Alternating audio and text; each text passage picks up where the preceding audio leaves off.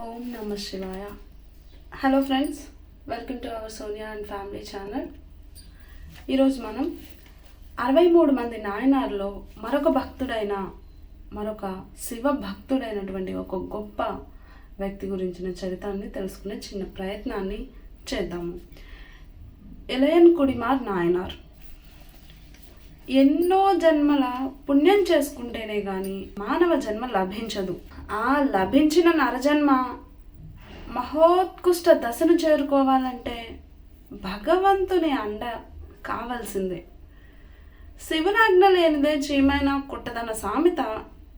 ఆ విధంగా సృష్టిలో ఏది ముందుకు సాగాలన్నా అందుకు ఒక నిర్దిష్ట విధానం, ఒక సమర్థమైన సమగ్రవంతమైన మార్గ నిర్దేశకత్వం ఉంది. అది రూపొందించినది నరుడు మాత్రం కాదు, అపౌరుషేయాలైన వేదాలు. అవి సూచించిన మార్గాన్ని అవలంబిస్తే తప్పకుండా భగవంతుణ్ణి చేరుకునే అవకాశం, అదృష్టం దక్కుతుంది. ఇందుకు వేదాలు, శాస్త్రాలు, పురాణాలు తెలియనక్కర్లేదు. నిష్కల్మషం, నిర్మలత్వం, నిస్వార్థం, నిశ్చలత్వం కలిగి మంచి నడవడికతో దేవునిపై విశ్వాసం ఉంచుకొని ప్రవర్తిస్తే చాలు. అబ్బో, ఎన్నో వేదాలు చదివారు, పండితులు అయ్యారు, గొప్ప గొప్ప శాస్త్రాలను చదివారు, వాళ్ళకే దక్కుతుందా ముక్తి, పరమేశ్వరుని అనుగ్రహం అంటే అలాంటిది ఏమీ లేదు. నిష్కల్మషమైన మనస్తోటి, స్వచ్ఛమైన మనస్తోటి, నిశ్చలత్వంతో ఎవరైనా సరే మంచి నడవడికతోటి దేవునిపై విశ్వాసం ఉంచుకొని ప్రవర్తిస్తే చాలు. వేదాంగాలు, శాస్త్రాలు తెలియాల్సిన అవసరం కూడా లేదు. వీటి ద్వారా ముక్తిని పొందిన ఎందరి పురాణ పురుషుల చరిత్రలు మన కళ్ళ ముందు కదలాడతాయి. అలాంటి పూజ్య భక్తుల్లో ఇలయాన్కుడిమార్ నాయనార్ ఒకరు. తమిళ దేశంలో పూర్వం ఇలయాన్కుడి అనే గ్రామం ఒకటి ఉండేది. అక్కడ ఒక పరమ గొప్ప శివభక్తుడు మారుడు అనే వ్యక్తి నివసిస్తూ ఉండేవాడు. అతనికి ఒక ఆచారం ఉంది, ఒక నియమం పెట్టుకున్నాడు. తన ఊరిలోని శివాలయానికి వచ్చే భక్తులందరినీ అతిథులుగా తలచి గౌరవాభిమానాలతో సత్కరించి వారంతా తృప్తి పడే విధంగా, వాళ్ళకి నచ్చిన విధంగా భోజనాలని పెట్టేవారు. అలా ఆయన ఒక ఆచారం పెట్టుకొని ఆ ఆచారం ప్రకారం ఆ ఆలయంలోకి వస్తున్న శివభక్తులందరికీ కూడా వాళ్ళకి నచ్చిన విధంగా సమకూర్చి భోజనాన్ని అందించి ఇలా ఆచారంగా పెట్టుకొని సేవ చేస్తూ ఉన్నాడు. అతని భక్తిలోని నిస్వార్థమైన ఆయన భక్తి వల్ల ఆ కోరిక ఎలాంటి ఆటంకం లేకుండా నిరాఘటంగా నెరవేరుతూ ఉంది. ఉన్నంత వరకు ఈ మారుడు ధనవంతుడే. అయితే చేతిలో ఉన్నదంతా ఈ విధంగా సత్కారాలకు, సన్మానాలకు, సంతర్పణలకు ఖర్చు చేస్తుంటే కొండంత ఆస్తున్నా కూడా కరిగిపోవాల్సిందే కదా మంచులాగా. ఇలా ఎన్ని రోజులని ఉంటుంది? చేతిలో ఉన్నదంతా అతను తృప్తిగా, ఆనందంగా భక్తులందరికీ చేసే సంతర్పణలతో హారతి కర్పూరంగా కరిగిపోతూ వచ్చింది. అయినా కూడా అతను ఎంత మాత్రం దిగులు చెందలేదు. ఆచారాన్ని కూడా ఆపాలని అనుకోనూ లేదు. అందినంత వరకు తెలిసిన వాళ్ళ దగ్గర నుంచి అప్పో సప్పో తెచ్చి అతిథి సత్కారాన్ని మాత్రం ఆచారం క్రమం తప్పకుండా నెరవేరుస్తూనే ఉన్నాడు. వచ్చిన వారికి నచ్చినట్టు భోజనం సమకూర్చేవాడు. ఇతని అచంచలమైన దీక్షకు పరమేశ్వరుడు పొంగిపోయాడు. ఇతని శక్తిని పరీక్షించాలని నిర్ణయించుకున్నాడు. ఒక అర్ధరాత్రి సమయం, కుండపోతగా వర్షం కుమ్మరిస్తుంది. బయటంతా కన్ను పొడుచుకున్నా, ఎటు చూసినా ఏమీ కనిపించినంత కారు చీకటి మొత్తం కమ్మేసింది. చిన్న లైట్ కూడా ఎక్కడ ఉండేది, అంత ఏమీ అసలు కనిపించకుండా ఉండే పరిస్థితిలో, పైగా కుండపోత వర్షం. ఆ పరిస్థితిలో ఈ మారుడి ఇంటికి తలుపు దబా దబా దబా బాదుకుంటూ ఎవరో ఒక ఆయన వచ్చాడు. ఇదేంట్రా అర్ధరాత్రి సమయంలో తలుపు కొట్టేది ఎవరా అని ఆ మారుడు వాళ్ళ ధర్మపత్ని ఇద్దరు దంపతులు ఆశ్చర్యంతో, సరే ఎవరొచ్చారో చూద్దాము, ముందైతే వెళ్ళి తలుపు తీద్దాం, ఈ సమయంలో ఇంత కుండపోత వర్షంలో ఎవరికి ఏ ఆపద వచ్చిందో అనుకొని తలుపు కొట్టి మరీ పిలుస్తున్న అతన్ని బయటికి వెళ్ళి తలుపు తీసి చూశారు. శరీరం అంతా పూర్తిగా తడిసిపోయి నకనకలాడుతున్న, లోపలికి పోయిన కడుపుతోటి సన్నగా ఉన్న ఒక శివభక్తుడు ఎన్ని రోజులైందో తిని ఇంత బక్కగా ఉన్నాడు, ఏంటి ఈయనకి ఇంత దుస్థితి అనే విధంగా సన్నగా కడుపు లోపలికి పోయి వణుకుతూ వర్షంలో ఒక శివభక్తుడు అలా దీనంగా నిల్చొనున్నాడు. అయ్యా, అన్నం తిని చాలా రోజులైంది, ఆకలి బాధ భరించలేకపోతున్నాను, ఎక్కడికి వెళ్ళాలన్నా జోరుగా ఒక వర్షం కురుస్తుంది, ఇంకా అసలే చీకటి, నేను ఎక్కడికి తిరిగే ఓపిక కూడా నాకు నశించింది, దయతలిచి పట్టడన్నం ఉంటే పెట్టించి నా క్షుద్బాధను నివారింపజేయండి, ఈ ఆకలి బాధని తగ్గించండి, నివారింపజేయండి అని అభ్యర్థిస్తున్నాడు ఆ భక్తుడు. అతని దీనాలాపనకు కరిగిపోయాడు మారుడు. అసలే ఎవరు అన్నం భోజనం ఏ రకంగా అడిగితే వాళ్ళకి ఇష్టమైన విధంగా ఆ రకంగా పెట్టే స్వభావం ఉన్న వ్యక్తి ఈ మారుడు. అతన్ని చూసి చెల్లించిపోయాడు. అయ్యో, ఏంటి ఈ భక్తుడికి ఇలాంటి పరిస్థితి వచ్చింది, ఇంత అర్ధరాత్రి వేళ ఇలా వచ్చాడు అని తమరెంత దీనావస్థలో ఉన్నారు, ముందు లోపలికి వచ్చి ఆ శరీరం మొత్తం తుడుచుకొని పొడి బట్టలు కట్టుకో, ముందు చలికి వణికిపోతున్నావు, ముందు లోపలికి రానేసి ఒక తువాలు తీసుకెళ్ళి ఇచ్చి తుడుచుకోమని చెప్పేసి ఇచ్చాడనమాట. అతను ఒళ్ళు శుభ్రం చేసుకునే సమయంలో ఒక్కసారి లోపలికి వెళ్ళి భార్యతో అసలే ఉన్నదంతా హారతి కర్పూరంలా కరిగిపోయింది, ఏమీ లేదు, అప్పో సప్పో చేసి పెడుతూ వస్తున్నాడు. ఇప్పుడు ఈయనకేమో భార్యతో పాపం ఎంతో ఆకలితో కడుపు చేతి పట్టుకొని వచ్చాడు. మరి ఇతని ఆకలి బాధ తీర్చేందుకు ఏమైనా ఉందా అనేసి భార్యని అడిగాడు.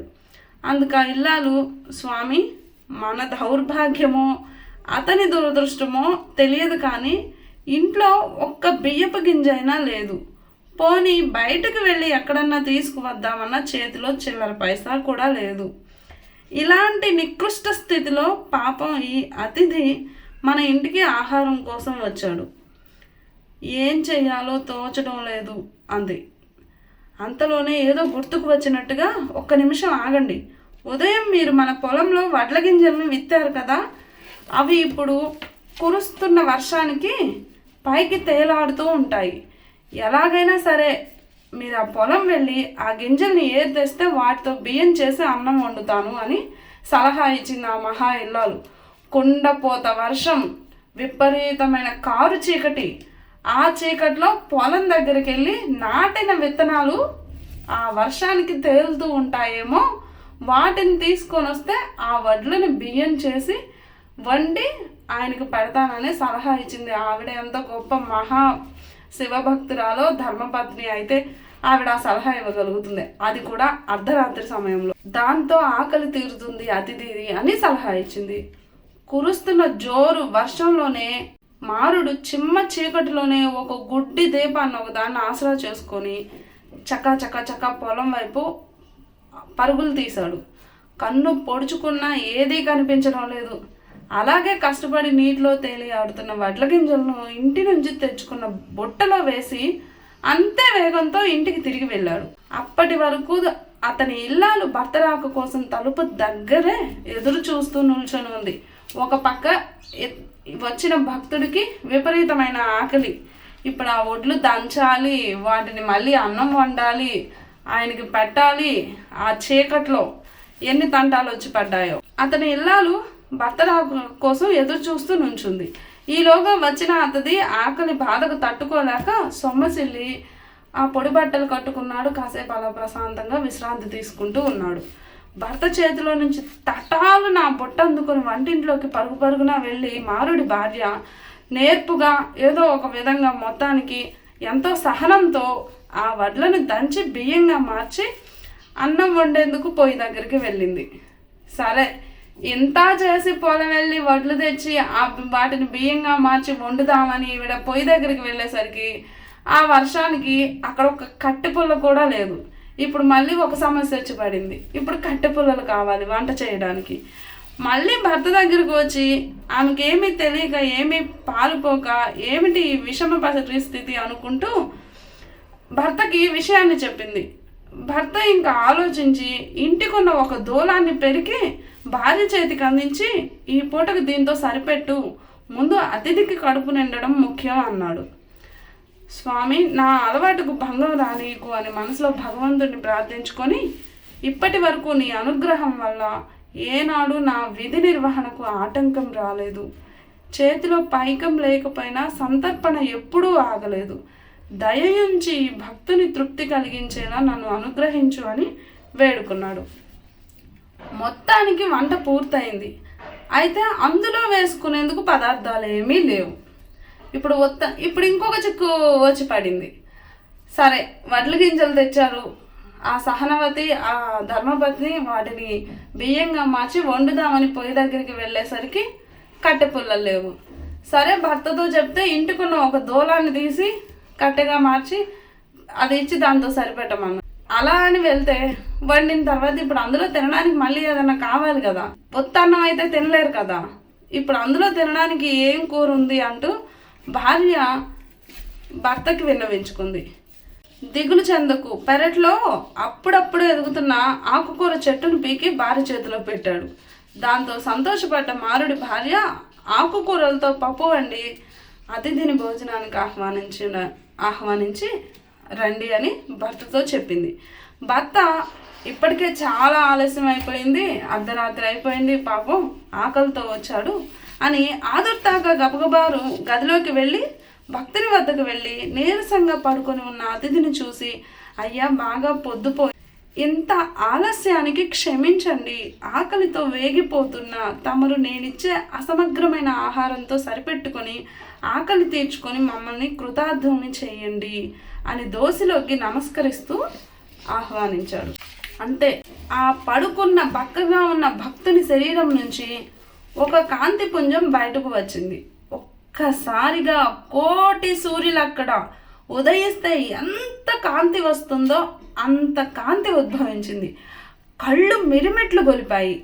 ఎంతకీ భర్త అతిథి ఇద్దరూ వంటింట్లోకి రావడం లేదేంటా అని భార్య కూడా అతిథి ఉన్న గదిలోకి అడుగుపెట్టింది. అప్పటికే అక్కడ ఉమాసహితుడైన కైలాసనాథుడు భర్తకు దివ్య సాక్షాత్కారం అనుగ్రహించాడు. పార్వతీ పరమేశ్వరుని చూసిన దంపతులు ఇద్దరూ పొంగిపోయి వారి పాదాలపై సాగిలపడి నమస్కరించారు. వారి భక్తి ప్రపత్తులకు పరవశుడైన పరమశివుడు, మారా, నీ నిష్కల్మషమైన భక్తికి నేను సంతసించాను. ఇక నుంచి మీ దంపతులు నా సదనానికే విచ్చేసి అక్కడే మీ విధిని నిర్వర్తించండి. ఈ రోజు నుంచి మీకు ధనం లేదన్న వ్యధ ఉండదు. సాక్షాత్తు ధనాధిపతి కుబేరుడే మీకు దాసుడై ఉండేలా అనుగ్రహిస్తున్నానని అంతర్ధానమయ్యాడు. అప్పటి నుంచి మారుడు దంపతులు శివాజ్ఞ మేరకు కైలాసానికి వెళ్ళి శివుని సన్నిధిలోనే తమ నిత్య విధి అయిన అతిథి సత్కారాన్ని కొనసాగించడం ఆరంభించారు. తనను నమ్మిన భక్తులను ఏనాడు భగవంతుడు వదిలిపెట్టడు. ఎన్ని పరీక్షలు పెట్టినా అవి అతని భక్తిని నిరూపించుకోవడానికే తప్ప మరేమీ కాదు. అంతటి పేద స్థితిలోనూ ఏ మాత్రం తటపటాయించకుండా ఉన్నంతలో అతిథిని సంతృప్తి పరిచేందుకు ఎంత తంటాలు పడ్డాడో గమనించారు కదా. కాబట్టే సాక్షాత్తు శివ సన్నిధిలోనే స్థానం లభించింది. నాయనార్లలో ముఖ్యునిగా విఖ్యాతి చెందారు. ఇలయన్ కుడిమార్ నాయనార్ గొప్ప శివభక్తుడిగా సాక్షాత్తు శివ సన్నిధిలోనే ఉండేలా ఆ భగవంతుడి అనుగ్రహాన్ని పొందాడు. తర్వాత వీడియోలో మైపోలూర్ నాయనార్ అనే వ్యక్తి గురించి, మైపోలూర్ నాయనార్ అనే శివభక్తుని గురించి తెలుసుకునే చిన్న ప్రయత్నాన్ని చేద్దాము. ఈ కథలోని ఈరోజుటి ప్రశ్న ఏంటంటే, మారుడి ఆచారం ఏంటి? ఆ ఆచారం వల్ల చివరికి అతనికి వచ్చి పడిన కష్టం ఏంటి? ధన్యవాదాలు. మళ్ళీ వీడియోలో కలుద్దాం. Thank you so much. మీకు నచ్చినట్లయితే ప్లీజ్ లైక్ చేయండి, షేర్ చేయండి, సబ్స్క్రైబ్ చేయండి. Thank you.